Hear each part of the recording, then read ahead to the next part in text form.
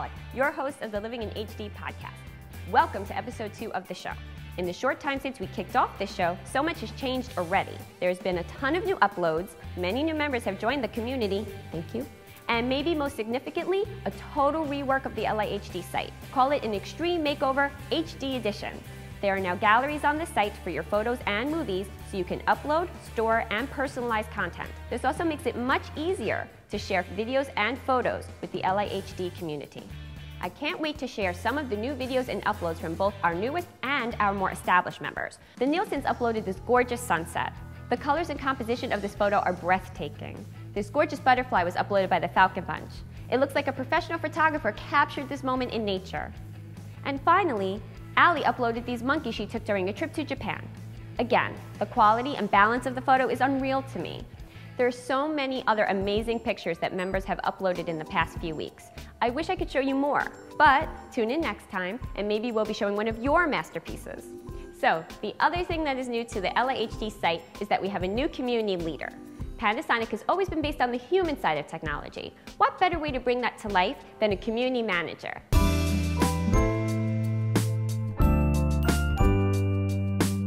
Hi, Kate. Hi. Welcome to the LIHD podcast. Thanks. What does it mean to be a community manager? Like, what does that entail? It pretty much means being the go-to person. If people have questions or concerns about the community, they can come to me, or if they also want to compliment the community, I love to hear the good parts as well. What are some of the coolest photos and videos you've seen on the site so far? I've seen some pretty amazing photos and videos. One that sticks out in particular is actually the Siemens video. It's a claymation video. Oh, I've seen it. It's the There's Lego two one of or them. the Star Wars one? There's actually Shakespeare one, and they're amazing at it, and they're just so talented, and there's so much work and heart put into it. Since you're the community manager for the LIHD site, I was wondering if you could walk us through the new changes on the site since you're most familiar with it. Absolutely. Okay. Your community hub is your personal LIHD headquarters for all the activities both you and your friends in the community are up to. From the community hub, you can add and manage the photos and videos you are sharing with the community, add friends, check your messages, and a whole lot more.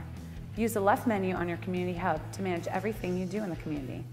Another new feature is batch uploading, which allows members to upload multiple items at once. In addition to adding your own content, you can see what your friends are up to.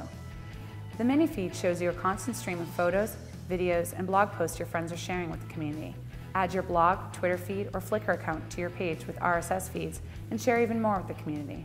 Well, thank you for the walkthrough, Kate. Now that we understand all the cool new things the Community Hub can do, I was wondering what the most frequently asked questions are of you by community members. Well, I guess one of the most frequently asked questions is, how do we create video and photo montages, and what software do we use? That makes sense. Yep, and I guess another question that I've seen quite a few times is, what is the difference between LCD and plasma TVs? I've actually thought about that myself. I'm not quite sure.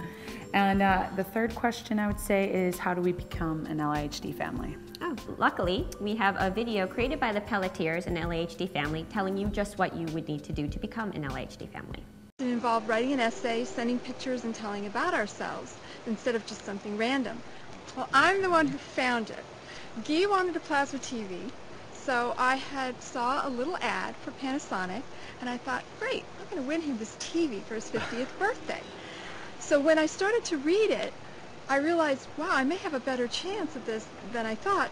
So it took me about a week and a half, and Oliver helped me, and we wrote the essay, we ran around town, took pictures of ourselves, sent it in, and then didn't think anything of it because we thought, well, probably everybody else in the United States had entered. This truck rolled up with a letter, and we couldn't believe it. I mean, I could not believe that I had actually won, and I had a chance to be part of this project for my family. It wasn't only the prize, but it was what we were going to be able to do with the equipment. And it's been a wonderful 6 months so far. We've had a great time. And remember, anyone can be a member of the LIHD community. Just visit livinginhd.com and sign up. And now, back to your second question about the difference between an LCD and plasma TV. I was fortunate enough to sit down with Greg Harper, the Answer Man, and he has a very clear answer to that very question. Awesome.